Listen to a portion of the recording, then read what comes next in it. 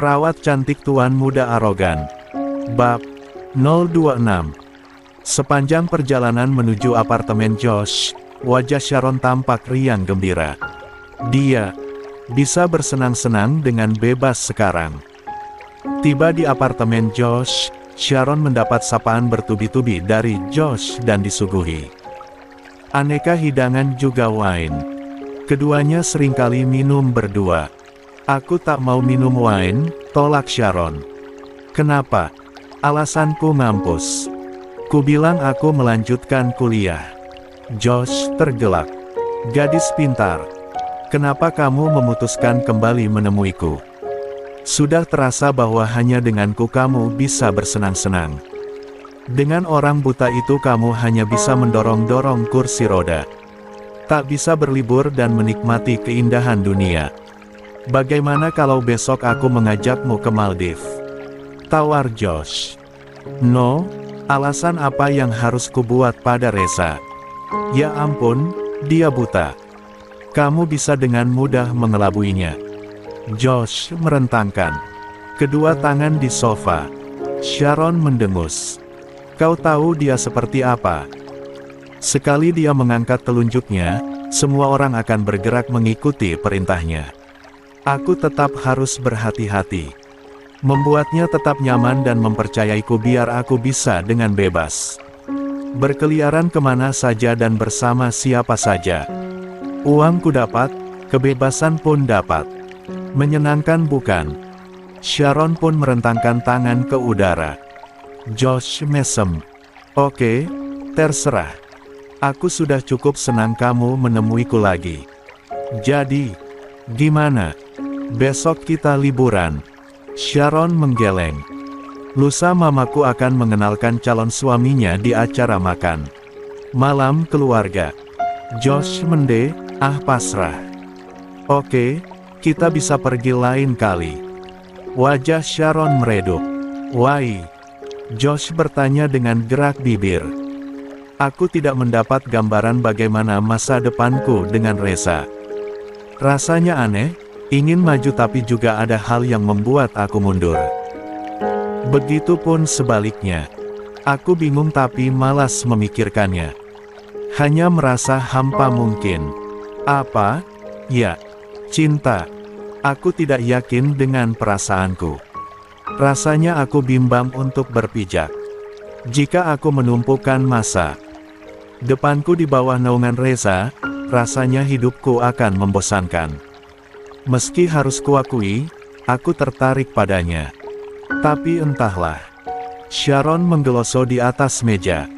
Josh mesem. "Tetap jadi istri Reza yang manis tapi masih bisa bersenang-senang denganku. Totalitas menjadi istri Reza atau tinggalkan Reza dan kembali padaku. Ada 3 opsi yang bisa kamu ambil. Mana yang membuatmu lebih nyaman?" "Opsi yang pertama tentu saja," jawab Sharon. "Tidurlah di sini. Aku janji tidak akan macam-macam." Josh tampak bersungguh-sungguh. Sharon hanya mende, "Entahlah, aku memang butuh seseorang untuk bicara tanpa harus menanggalkan sisi burukku. Perasaan ini hampa, tempat yang harusnya menjadi pelabuhan, tetap tak bisa aku singgahi. Ada tabir kuat yang menghalangi Reza untuk percaya padaku." "Kau berniat menjatuhkan hatimu pada Reza seutuhnya?" tanya Josh. "Ya, awalnya rencanaku seperti itu tapi Reza buta. Tak terbayangkan aku harus mengurus suami buta, tidak bisa menikmati liburan, tak bisa aku pamerkan. Harusnya suami yang menjaga dan melindungi seorang istri, ini istri yang harus susah payah mengurusnya. Membayangkannya saja sungguh mengerikan. Benar-benar tak bisa menikmati hidup. Memiliki pasangan yang tidak bisa melihat. Menyusahkan iya." Sharon berkeluh kesah. Josh hanya mengesah mendengar keluh kesah Sharon. Sesungguhnya dia sangat berharap Sharon kembali padanya dan meninggalkan Reza. Tapi dia sendiri merasa sangsi, pasalnya pernikahan Sharon dan Reza adalah pernikahan bisnis. Tali kekuasaan. Yang diikat Dein dan Ajisaka tak mampu diurai oleh campur tangan keluarga Josh sekalipun. Sharon sendiri hanya seorang anak yang tak punya kekuatan apapun untuk menolak keinginan orang tuanya. Sharon seharian hanya berkutat di apartemen Josh. Makan, minum, menonton drama atau sekedar melempar joget-joget garing dengan Josh. Tak ada sentuhan fisik lagi di antara mereka. Josh tak ingin memaksa Sharon, suasana hatinya sedang tidak baik. Sore hari Sharon baru pulang, dia konsisten tidak minum wine agar Reza tak menghirup aroma minuman keras darinya. Maaf aku baru pulang, teman-temanku mengajak party di klub milik omnya Fancy. Kau tahu Fancy? Teman kampusku yang dulu mengantarku pertama kali berkencan denganmu. Sebetulnya aku malas bertemu denganmu dengan Mama. Tapi Mama memaksa Fancy membawaku ke restoran dan menemui kalian di sana, tutur Sharon panjang lebar. Dengan kebohongannya. Iya, aku ingat. Jawab Reza pendek. Sharon lega karena sepertinya Reza percaya. Dia mengulet lalu menuju walk-in closet untuk mengganti baju serta mencuci muka. Sejak Parmia memergoki Yanto mengintai kamar Lanita, kini Parmia diam-diam memperhatikan gerak-gerik Yanto. Kemana Yanto bergerak, tak luput dari pantauan Parmia. Seperti saat ini, Parmia berhasil mengikuti sikap Yanto yang mencurigakan. Yanto menuju pepohonan dan menelepon Omah. Parmia ingat kalau Sharon pernah beberapa kali menyebut nama Omah. Dia berpikir, Salomah memang ada di rumah Dein. Halo, Omah. Kudengar Nyonya Dein mengundang perawatnya Tuan Reza dan ibunya.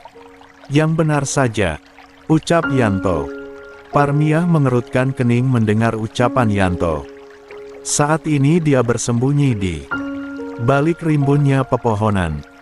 Oke, akan kujalankan sesuai rencana. Aku tahu kebiasaan mereka. Tenang saja. Yanto lekas pergi dari tempatnya diam-diam menelepon Omah. Dia merencanakan sesuatu. Apa? Ya, batin Parmia. Dia pun akhirnya keluar dari persembunyian. Keesokan harinya Reza dan yang lainnya siap-siap mengunjungi kediaman Dein. Duh, ibu kenapa menjadi gugup begini, ya? Tanya Parmia pada Lani. Aku buatkan air susu jahe, ya. Biar ibu rileks, usul Lani. Parmia mengangguk. Lanita gegas menuju dapur dan membuatkan 2 gelas air susu jahe. Di tengah-tengah, Lani membuat minuman. Susana memanggil Lanita. Lani, sini. Cepat. Tuan marah-marah, kamu tadi melewatkan apa? Tanya Susana. Lanita mengerutkan kening. Ayo, cepat. Desak Susana. Gelas minuman ditinggal Lanita dan bergegas ke kamar Reza. Diam-diam Yanto muncul dan menghampiri minuman yang tadi dibuat Lanita. Yanto mengeluarkan secarik kertas lalu menumpahkan serbuk putih ke dalam 2 gelas air susu. Jahe buatan Lani. Setelahnya dia kembali menghilang. Tak lama Lani muncul lagi di pantry lalu tanpa menaruh curiga sedikitpun dia membawa 2 gelas minuman menuju kamar. Parmia segera meneguk minumannya di pinggir jendela yang terbuka.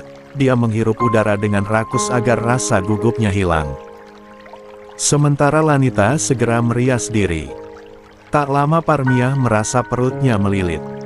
Perut ibu kok mules? Ya. Parmia mengusap perutnya. Ya sudah ibu tuntaskan dulu hajatnya, sahut Lani. Parmia segera menuju toilet pantry. Sementara Lanita pun meneguk air susu jahe yang nampaknya masih ada di dekat jendela. Tapi tak lama perut Lani pun merasa mulas. Dia menggedor-gedor pintu kamar mandi, yang masih ada Parmia di dalamnya. Bu, tolong cepat aku juga mulas. Singkat cerita Parmia dan Lanita sudah gantian bolak-balik masuk kamar mandi. Wajah keduanya lemas dan pucat. Kalian makan apa sebelumnya? Tanya Susana tegas. Kami barusan hanya minum air susu jahe dan itu nyaris tiap hari kami lakukan sejak dulu. Tak ada masalah dengan itu, sahut Lani lemas. Kalau kalian sakit begini tentu saja tak bisa ikut ke acara kami. Sementara kami sudah sedikit telat untuk pergi ke rumah mertua Tuan Reza. Susana berkata muram di pantry. Disaksikan Dimitri, Sri dan yang lainnya. Lani, kau pasti kuat. Pergilah tanpa ibu, pinta Parmiah. Lani menggeleng. Ini aku mules lagi, Bu. Lanita gegas berlari kembali ke toilet. Sudah, aku putuskan kalian tidak ikut. Kami sudah terlambat dan hari semakin beranjak malam. Kalian minum obat atau berobat saja ke klinik, ya. Ganti baju kalian. Susana berkata tegas. Parmiah hanya mengangguk patuh dengan wajah lemas dan pucat karena terlalu banyak cairan yang dikeluarkan. Ayo, Dimitri, ucap Susana pada Dimitri. Reza pun pergi ke acara makan malam Dein tanpa Parmiah dan Lanita. Kedua wanita itu duduk lemas di area masak Dimitri. Sri menghampiri. Tadi Ibu Susana bilang, kalian harus pergi ke klinik. Ada Om Tandan yang bisa mengantar kalian, ucap Sri. Biar aku panggilkan Om Tandan di mes. Tukas Naila yang khawatir melihat Lanita dan Parmiah dalam kondisi pucat serta lemas. Sri memapa Parmiah sementara Lanita dipapa oleh Yuri menuju teras di mana Tandan pasti sudah siap dengan mobilnya di depan teras. Menyisakan Yanto yang ada di pantry dengan senyum kemenangan. Dia segera menghubungi Omah saat itu juga. Omah, misi berhasil. Aku sudah membubuhkan minuman ke dalam minuman Lanita dan Parmiah. Aku jelas melihat mereka menghabiskan minuman dan mereka batal ikut ke acara mertua Tuan Reza. Aku bisa pastikan, mereka pucat dan lemas karena bolak-balik pergi ke kamar mandi. Sekarang mereka sedang menuju klinik untuk berobat. Kau jangan khawatir, tenang saja. Di rumah tidak ada siapapun, bukan? Cobalah masuk kamar Lanita dan ambil kalung. Itu. Tita Omah. Tidak bisa, Omah. CCTV ada tepat di depan lorong kamar Lani, aku tahu. Sudah nanti aku pikirkan kembali hal itu. Yang terpenting sekarang Lani dan Parmiah tidak datang ke rumah Nyonya Dein. Masalah mengusir Parmiah dari rumah ini aku juga sudah punya cara. Dia ketakutan aku akan melaporkannya ke polisi. Kemarin aku sempat mengancamnya. Oke, aku mengandalkanmu. Jangan sampai gagal. Ancam Salomah. Yanto menutup telepon dengan wajah puas. Dia melenggang menuju meja makan lalu memakan hidangan makan malam sendirian dengan bahagia karena misinya sudah berhasil. Pai, rumah Dein. Omah selesai bertelepon dengan Yanto. Dia merasa sangat lega karena Omah melihat Dein sengaja memakai kalung saktinya malam itu. Omah yakin Dein pasti sudah merencanakan sesuatu. Acara perkenalan berjalan dengan suasana ceria, dilanjut makan malam dengan gembira. Tapi jelas rona kekecewaan tampak di wajah Dein. Dein mengadakan acara makan malam bersama tersebut memang memiliki maksud terselubung. Dia ingin melihat Lani memakai kalung yang sama dengan kalung yang dimiliki Lani tapi ternyata Lani tidak bisa datang. Malah Omah yang tampak sangat gembira dengan rencananya yang mulus. Meski kecewa, Dein tetap menampilkan senyum bahagia karena dia sudah mengumumkan hendak meresmikan hubungannya dengan Erik. Di tengah-tengah mereka sedang bercengkeram dan bergembira, Dein diberi kabar bahwa ada tamu lain yang hendak menemui Dein. Wildan, sopir pribadi Dein memberitahu ada 2 orang tamu yang khusus hendak bertemu dengan Dein. Siapa mereka? Tanya Dein heran. Bilang aku tidak ada di rumah. Aku tidak ada jadwal bertemu dengan siapapun malam ini. Tegas Dein. Maaf, Nyonya. Tapi mereka memaksa. Wildan bersikukuh. Hening. Dane mengerutkan kening. Yang lain hanya memandangi Dane. Kau sudah tanya apa maksud kedatangan mereka? Tanya Dane. Mereka bilang, ini sangat penting. Jawab Wildan. Oma, temui mereka dan bilang aku tidak ada di rumah dan tegaskan pada mereka aku tidak bisa ditemui sembarang orang sebelum memiliki janji temu denganku. Titah Dane. Saat Oma hendak melaksanakan perintah Dane, Wildan segera mencegahnya. Nyonya, mereka bilang ini menyangkut rahasia perusahaan. Dane mengerutkan kening. Rahasia perusahaan. Oh, apa jangan-jangan mereka orang dalam yang aku susupi ke perusahaan sainganku? Baiklah, aku akan menemuinya. Suruh mereka masuk. Dane berubah pikiran. Mereka sudah ada di sini, Nyonya. Salah satu asisten rumah tangga Dane muncul. Bersama tamu yang dimaksud. Semua orang tercengang. Di sana, tak jauh dari mereka, Parmiah dan Lanita muncul dengan gaun yang dibelikan oleh Susana. Lanita memakai kalung yang sama persis dengan yang dikenakan oleh Dane. Tentu saja orang yang paling terkejut melihat dua tamu tersebut adalah Oma. Dia yang saat itu bergabung di meja makan bersama dengan yang lainnya terkesima. Parmiah. Desis Oma dengan wajah pucat pasi. Halo, Oma. Apa kabar? Ucap Parmiah lembut dengan senyum ramah. Dane terkesima. Kalian saling kenal? Tentu saja, Nyonya. Oh, sebelumnya saya minta maaf karena saya sedikit memaksa untuk datang ke sini. Tapi kami harus melakukan sedikit sandiwara untuk bisa berada di sini. Parmiah menjawab dengan sangat santun. Sharon yang melihat Lanita memakai kalung yang sama dengan ibunya mengernyit. Heran. Lani, kenapa kamu memakai kalung yang sama dengan mamaku? Tanya Sharon. Lanita diam saja. Memang sejak Lani dan Parmiah muncul, hanya Lanita yang kebingungan karena setengah diseret oleh Parmiah dan dipaksa memakai kalung tersebut. Lani saja merasa aneh dengan kemiripan kalungnya dengan Dane. Karena Lanita adalah anak kandung Nyonya Dane yang sudah ditukar selama ini. Jawab Parmiah dengan suara bergetar. Semua terhenyak. Kecuali Reza, Susana dan Dimitri. Mereka tampak sangat tenang sekali. Sehari sebelum acara di rumah Dane. Ruang kerja Reza. Parmiah berlutut di kaki Reza. Di ruangan itu ada Susana dan Dimitri yang menyuguhkan secangkir teh chamomile untuk Reza. Maafkan saya, Tuan. Saya harus jujur mengatakan sesuatu. Saya mohon bantuan Tuan. Setelahnya, saya rela dihukum apa saja tapi saya mohon bantuan Tuan sekali lagi. Parmiah bersimpuh di kaki Reza. Susana dan Dimitri heran melihat Parmiah. Reza menunduk mencoba meraih bahu Parmiah agar segera bangkit. Dia merasa risih. Karena Parmiah bersujud di kakinya.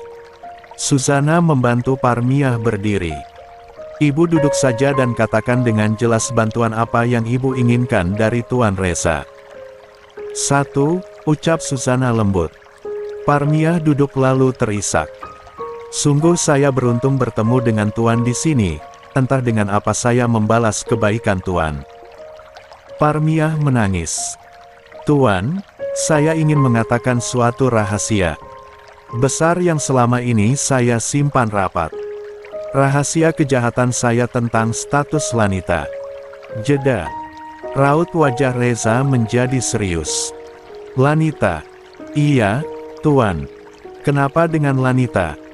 Lanita, sesungguhnya Lanita bukan anak kandung saya, Tuan. Parmiah tergugu. Dia menunduk dalam. Susana menghela napas. Dimitri sungguh sangat terkejut dan ia hendak keluar karena dia merasa tidak berhak mengetahui rahasia Lanita tapi dicegah Susana dengan isyarat. Aku sudah tahu, Suami ibu sendiri yang dengan terang-terangan mengatakan jika Lani bukanlah anaknya, jawab Reza. Parmiah mengangkat wajahnya. Dia tampak terkejut, tapi saat dia hendak bertanya, Susana segera menyela dan menceritakan bagaimana Karta yang sudah 2 kali menculik untuk menjual Lanita pada seorang mucikari. Oh, ya Tuhan. Parmiah memekik tertahan seraya menutup mulutnya. Maafkan kami karena memasukkan Karta ke jeruji besi. Tuan Reza ingin ibu dan Lanita merasa aman. Tapi jika ibu ingin suami ibu bebas, Tuan bisa membebaskannya kapan saja, ucap Susana. Parmiah sedang tidak memikirkan Karta. Fokusnya saat ini adalah Lani. Oke, silakan ibu lanjutkan apa yang ingin ibu sampaikan, pinta Susana. Maka mengalirlah cerita masa lalu saat Lani ditukar dengan anak Salomah dengan detail. Tanpa ada yang terlewat, Parmiah masih mengingat dengan jelas kejahatan yang sudah dia lakukan dulu. Setelah Parmiah bercerita, suasana ruangan hening. Reza, Susana dan Dimitri merasakan keterkejutan yang sangat setelah mendengar cerita Parmiah. Ini bukan drama, kan? Bisik Dimitri di telinga Susana. Susana hanya menyikut lengan Dimitri tanpa kata. Sementara Reza mengusap wajahnya berkali-kali. Lanita anaknya Dein. Apa memang seharusnya yang menikah dengannya adalah Lanita dan bukan Sharon? Susana berdeham mencairkan suasana. Bu, kenapa bisa kalung Nyonya Dein ada pada ibu? Tanya Susana hati-hati. Sebenarnya itu bukan kalung. Dulu, liontin berbentuk hati itu adalah bandul sebuah gelang kaki bayi. Sesaat sebelum Lanita lahir, Nyonya Dein meminta saya memakaikan gelang di kaki bayinya. Saya terpaksa mengatakan jika gelang kakinya hilang. Padahal gelang kaki ini yang saya ambil bersama bayi Nyonya Dein, sebagai bukti suatu saat kelak Lanita bisa kembali bertemu orang tua kandungnya. Parmiah kembali menangis terseduh. Susana menyodorkan botol air mineral yang memang sudah tersedia di ruang kerja Reza. Lanita tumbuh menjadi gadis yang cerdas serta baik. Saya selalu menyemangati dan memimpikannya Lani bekerja di Pearl Corporation, berharap Lani bertemu dengan pemilik perusahaan, ibu kandungnya. Karena saya sangat merasa bersalah membawa Lanita dalam kesengsaraan. Parmiah semakin tergugu. Susana dan Dimitri menyimak dengan sangat antusias. Sementara Reza mendengarkan dengan seksama. Tapi ternyata takdir berjalan lain, Lanita bekerja di sini dan bisa langsung bertemu dengan ibu kandungnya, lebih mudah dan lebih dekat. Hening.